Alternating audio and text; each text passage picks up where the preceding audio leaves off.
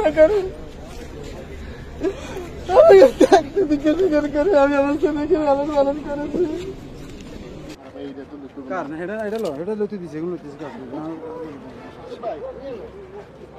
আমার নাম ইসরাফিল হোসেন। আমার আব্বু কৃষিকাজ করে।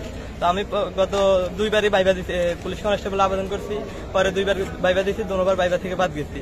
তারপরে আমি একটু হতাশ হই, এমনকি আমার বাবা আমাকে যথেষ্ট চেষ্টা করছে, আমার জন্য যথেষ্ট সহযোগিতা করছে। পরে এবার যখন আমি আবার আবেদন করছি তখন মাঠ করতে অনেক কষ্ট হয়েছে মাঠে, কারণ তখন বৃষ্টি ছিল। পরে মাঠে অনেক কষ্ট থেকে পরে পরীক্ষা ছিল, রিটেন পরীক্ষা, রিটেন দিলাম। রিটেন এবার গত দুইবার আলহামদুলিল্লাহ অনেক ভালো হয়েছে রিটেন। তো রিটার্ন ভালো হওয়ার পরে আজকে বাইবা দিতে এসেছিলাম। বাইবা দিকে আসার পরে বাইবা দিলাম। বাইবা দেওয়ার ফলে আলহামদুলিল্লাহ বাইবাও ভালো হয়েছে আলহামদুলিল্লাহ। আমি এখন সম্পূর্ণ বিনা টাকা, বিনা খরচে, শুধু আবেদন কপি ছাড়া আর কোনো টাকা আমার কখনো লাগে না, বিনা সুপারিশ আলহামদুলিল্লাহ আমি সিলেক্ট করেছি বাংলাদেশ পুলিশ কনস্টেবল। বিসমিল্লাহির রহমানির রহিম। বাংলাদেশ সরকারের সদিচ্ছা, শ্রদ্ধেয় আইজিপি স্যারের দিক নির্দেশনা এবং কমিটির সদস্যবৃন্দ এবং আমাদের সহকর্মীদের সহযোগিতায় টিআরসি রিক্রুটমেন্ট পরীক্ষা 2025-এর চূড়ান্ত ফলাফল ঘোষণা করা হলো। এই পরীক্ষার প্রতিটি ধাপ অত্যন্ত স্বচ্ছতা, জবাবদিহিতা, নিরপেক্ষতার ভিত্তিতে করা হয়েছে।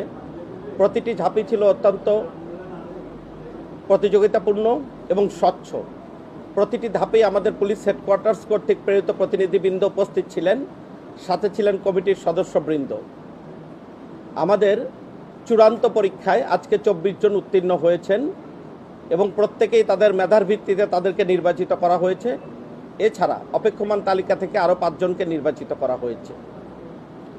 আমি আশা করব যারা আজকে যোগ্যতা ও মেধার ভিত্তিতে নির্বাচিত হয়েছেন তারা এটার প্রতিদান হিসেবে, যেহেতু তারা যোগ্যতার মাধ্যমে স্বচ্ছ প্রক্রিয়ায় নিয়োজিত হয়েছেন, নির্বাচিত হয়েছেন, তারা এটার প্রতিদান হিসেবে জনগণের সুফল লাভ করবে, বাংলাদেশ উপকৃত হবে এবং আমাদের জুলাই আন্দোলনের যে স্পিরিট, সেই স্পিরিট ধারণ করে তারা জনগণকে কাঙ্ক্ষিত সেবা প্রদানে সক্ষম হবে।